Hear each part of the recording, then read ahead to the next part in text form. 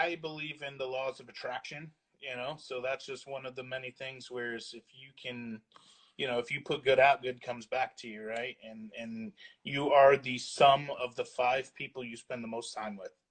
So what that means to me is, if you surround yourself with positive, happy, successful people, you are going to be positive, happy, and successful. If you surround yourself with negative, unsuccessful, doubters, it's exactly what you're going to be. And I live that because I've actually been through it. I mean, my life, I'm 41 years old now. I've been to the top, I've been to the bottom, I've been everywhere in between.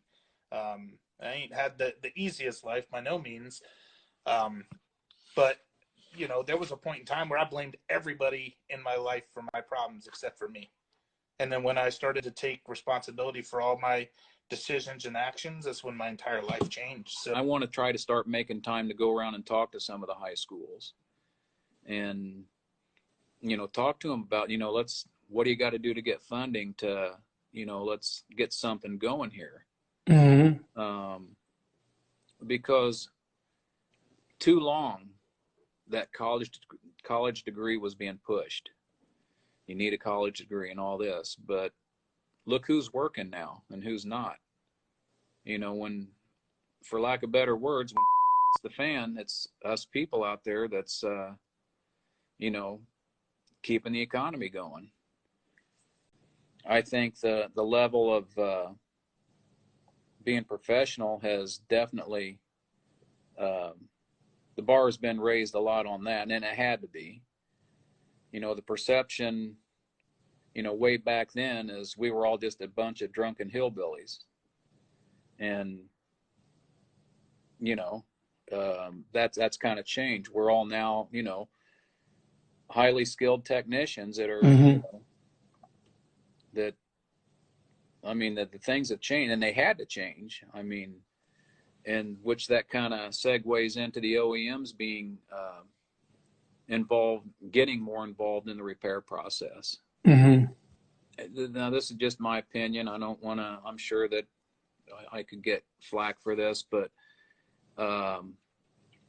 my opinion is the insurance company should not have any say-so whatsoever in the repair process. It needs to be repaired per the OEM standards. And the only thing they should be there for is to make sure everything that was done was billed for and that everything was repaired per OEM standards, and then just pay the bill. And honestly, I think that's where it's going to head to eventually.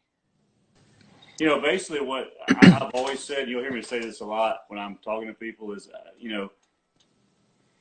in life, you have to fail forward. You can't be afraid of failing. And you just keep failing, because eventually you'll figure out what not to do. And if you fail twice at the same thing, you're dumb. But if you fail at something you don't understand, then you keep moving. The main thing is just to keep getting up every day. And we have had some big challenges with bringing products we've brought to market. We've dealt with, issues with importing. We've dealt with issues with people stealing from us. We've dealt with people ripping us off. We have been through the ringer. There are a lot of sacrifices that are made along the way, and when somebody receives the product, like that brings a lot of joy to me. Like somebody opening our product for the first time and finding value in it, because there's so much behind it. There's so much storyline behind it that people don't see, that people that aren't going to understand, and that's okay, but they just got to know that there's some blood, sweat, and tears in these things.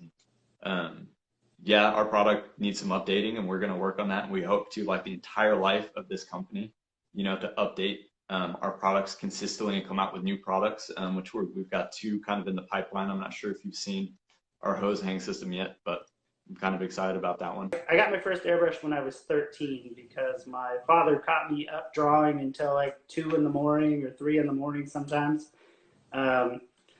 And he ended up getting me one, I think, for Christmas or my birthday or something. And he said, "You're going to be able to make money with this. Go play with it." So that was my first airbrush. And I think I had maybe an Eclipse, an Iwata Eclipse back then. And then when I got more into the automotive industry and evolved into this more of an artist, I moved on to like the what's the other one that I want to make? The custom micron series. Okay. I got pretty familiar with that for about, I don't know, 5 or 6 years. 2012 really changed that all when I got in with SADA and doing the design contests and stuff. They had me check out a few of their airbrushes that they were working on, and I made the switch, and I never went back. Nice. They were just a company that I felt like I could trust what they were doing, and we had like a mutual respect, and I loved that. So